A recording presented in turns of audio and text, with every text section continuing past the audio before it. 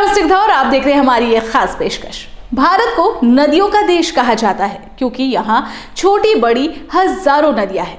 इन नदियों ने भारत के आर्थिक, सांस्कृतिक और सामाजिक विकास में महत्वपूर्ण भूमिका निभाई है।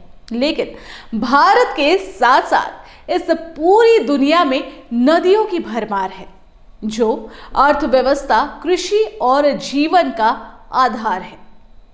इनमें भी कुछ वो नदियां हैं जो दिखाई देती है और कुछ वो नदियां हैं जो दिखाई नहीं देती है। जी हाँ, वैज्ञानिकों के अनुसार पृथ्वी की सतह के नीचे एक पूरी दुनिया है जहां गुप्त रूप से नदियां बहती हैं, जिन्हें अंडरग्राउंड रिवर्स या मिस्ट्री रिवर भी कहा जाता है। ये नदियां सदियों से अंडरग्राउंड वाटर सोर्सेस के रूप में मौजूद हैं, लेकिन इनकी खोज और रहस्य आज भी वैज्ञानिकों के लिए एक बड़ी पहेली या बड़ी चुनौती बनी हुई है। सबसे पहले अदृश्य नदियों की अगर हम बात करते हैं तो इसमें पहला नाम आता है सरस्वती नदी की। भारत में सरस्वती नदी को धार्मिक और ऐतिहासिक दोनों ही रूप से महत्व दिया जाता है।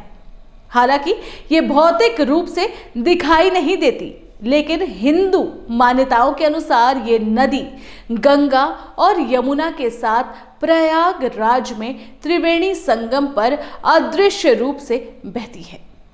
कुछ रिसर्च में तो ये भी कहा जाता है कि सरस्वती नदी सदियों पहले सतह पर बहा करती थी, लेकिन जलवायु परिवर्तन और भूवैज्ञानिक कारणों से ये अब धरती के नीचे से बहती है, जिसे विलुप्त नदियां या अंडरग्राउंड रिवर के रूप में माना जाता है। अब बात करते हैं अमेरिका के फ्लोरिडा के सेंट फे नदी की।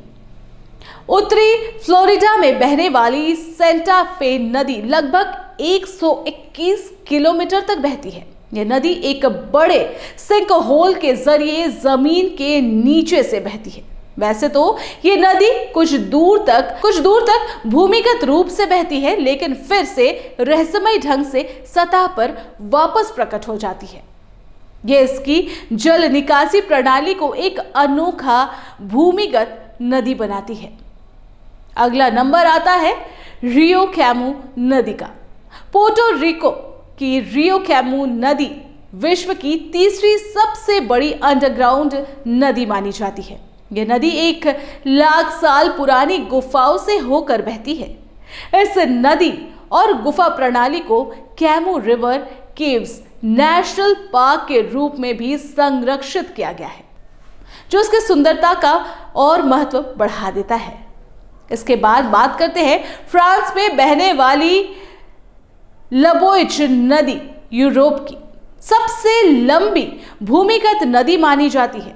इसे पहली बार 1906 में खोजा गया था, जब टूरिस्ट इसके एक छोर से दूसरे छोर तक की यात्रा नाव के जरिए करते थे, जिससे उन्हें धरती के अंदर के इस रहस्यमय दुनिया को देखने का मौका मिलता। इसके अलावा भी और भी नदियां हैं जो प्रकृति के अनोखे बनावट को दिखाता है कि नेचर से बड़ा कोई मैजिशियन नहीं हो सकता।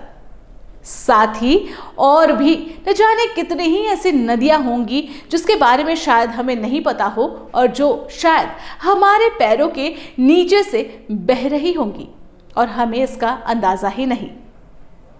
तो ऐसे कई रोचक और इंटरेस्टिंग खबर लेकर हम आप तक फिर हाजिर होंगे। तब तक के लिए दीजिए इजाजत। नमस्कार।